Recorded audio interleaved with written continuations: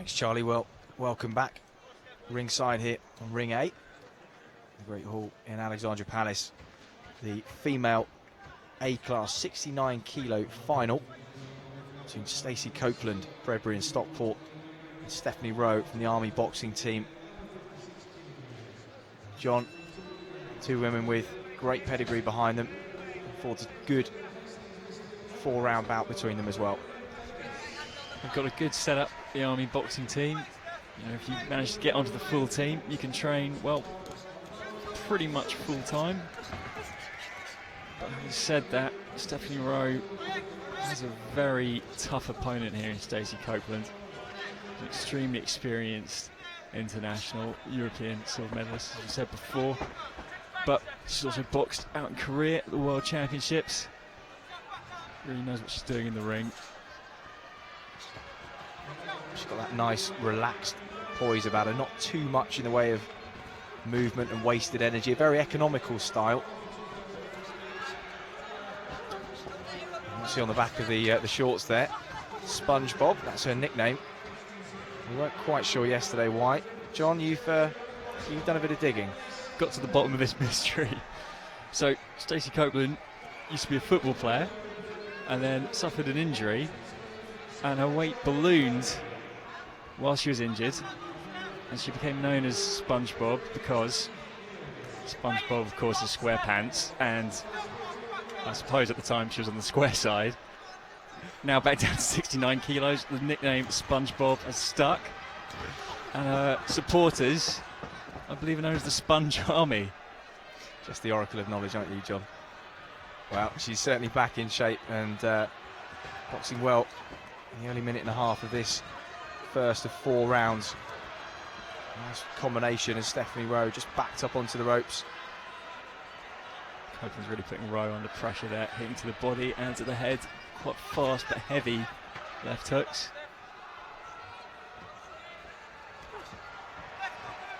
And, Copeland looking for that right hand over the jab, wasn't able to land it that time, then goes to the body as the bell for the end of the first round sounds.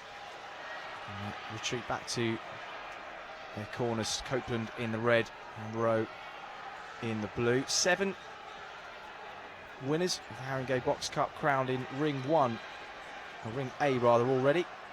Lisa Sandver from Haringey in Stockholm. Bradley Strand winning a close split decision against Frankie Cleary in the youth 56 kilo category. Kane Corby also on a split decision.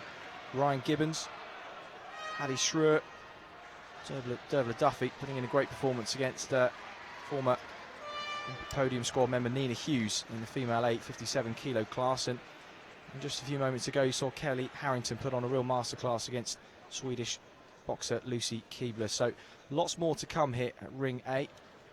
20 bouts scheduled in total between now and 8 o'clock this evening. And now into round number 2 between Stacey Copeland from Freview and Stockport and Stephanie Wroe from the Army boxing team. And Wroe just starts off with that double jab, a little bit rangier, taller of the two. I think it's perhaps Copeland's prerogative to try and get on the inside and walk her down a bit more, John. Yeah, and that's what actually she's doing very well, really harrying her as she charges in. And Wroe needs to find a way just to stop Copeland getting through. Now she's moving off to her left-hand side. Copeland looking for the counter jab, does well to land it. And then a counter right hand over the top, and just easing herself back into the corner. She looks like she's in control of the distance and the space as this second round progresses.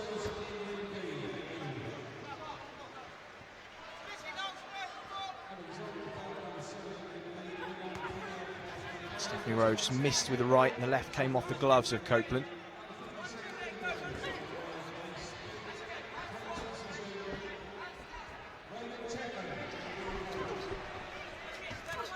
I just feel like Copeland is waiting for her moment to pounce, isn't she? Just waiting on the edge of the pocket, patiently looking for an opening, and when she does, she pounces and opens up with real ferocity. She's caught Wroe with a few of those flush, heavy rights. Wroe either has to backpedal hastily or tie her up in a clinch. So the power of the left almost tipped Wroe away to the side. And in those brief spells of pressure, she does exert over Stephanie Wroe. Wroe having no option but just to grab and hang on, and look at her there, really looking a bit uncomfortable. As Copeland just walking her down, throwing shots and not giving her a lot of space to work at all. It's really good work from the lady in the red corner. Those luminous yellow and black shorts. And when you're under pressure, like Wroe has been, you've really got to try and get your composure back. Try and reset yourself, bring your hands back up. But we could see there towards the end, she was getting maybe a little bit panicked, trying to sling her shots just to, you know, she was trying to dissuade Copeland from coming in, but it meant her hands were down, that she was more vulnerable there. It's worth noting that Copeland is, you know, a top-class international boxer. The problem for her has really been that she's a welterweight, and that's not, at present, an Olympic category. Maybe she's not tall enough to make full use of her advantages up in a division higher. But she might be powerful enough. Well, she does be victorious at the end of these 4 rounds. Maybe something we'll chat to her about ringside in just a few moments' time. Stacey Copeland there, just made a few adjustments of that head guard, tying the hair up. And boxers move towards each other in the centre of the ring. Beginning of the 3rd round, the 69 kilo senior A-class women's final. Stacey Copeland in red, Stephanie Wroe in blue, and Copeland starts fast behind that double jab. And a 1-2 combination coming mostly off the chest. It's better from Stephanie Wroe, and her corner vocally show their appreciation.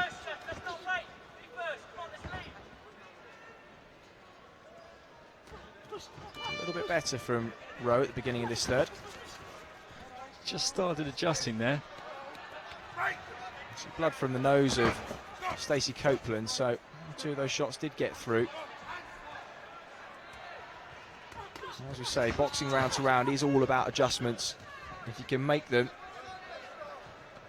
it can often be the difference in hotly contested bouts. And so far in this 3rd round, Stephanie Wroe has made some good adjustments, perhaps on the advice of her corner, keeping it long, trying to now box her way out of the corner. That's the problem. Wroe doesn't want to try and fight fire with fire. She could be outgunned there, but she raids in, throws a sort of a salvo of shots, and then gets out of the way again. And sticks the jab out. Those were keys for her. And just the blood from the nose of Stacey Copeland, just being cleaned up in that neutral corner by the referee. Of course, doesn't happen typically in the pro game.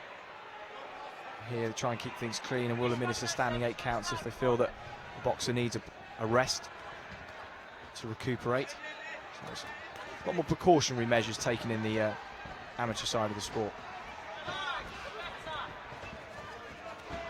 And now they go straight back to work. That little recess, as we saw in the last bout, has given both a second wind. Forward comes Copeland again, those crashing short right and left hooks.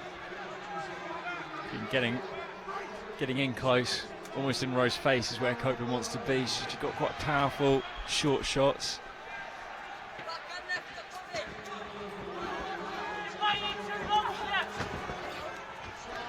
Copeland determined not to let her opponent off the hook, but Stephanie Wroe going toe-to-toe with her, and the tempo and the ante's really been raised in this 3rd round, John. Yeah, and that was a strong finish from Copeland as well. And you do want to finish these rounds strong, just to leave that final impression of the judges that you're the one in control. Maybe first and last in every exchange, but also, as you said, important to start the rounds fast and finish them fast as well, because often what happens in the middle can sort of get lost in the back of a judge's memory in the wider pattern of a contest like this. So interesting through round 3. 2 further minutes separate one of these 2 ladies from Haringey Box Cup 2015 69 kilo gold medal.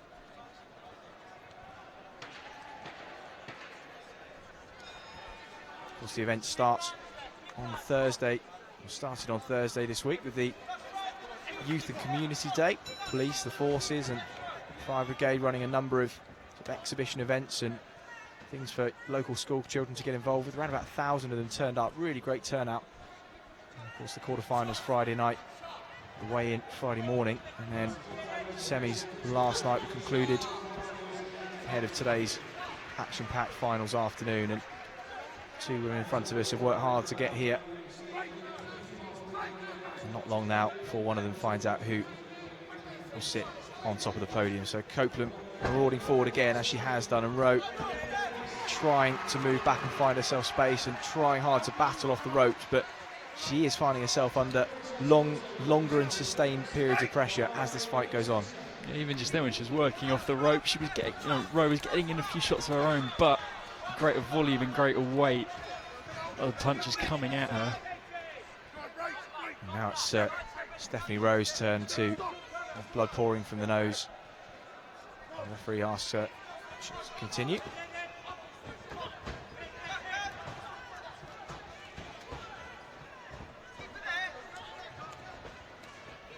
Well, Wroe seems to still be throwing when she's backed up, but it seems that Copeland is willing to take one or two shots in order to get on the inside and to deliver what she feels is her best work.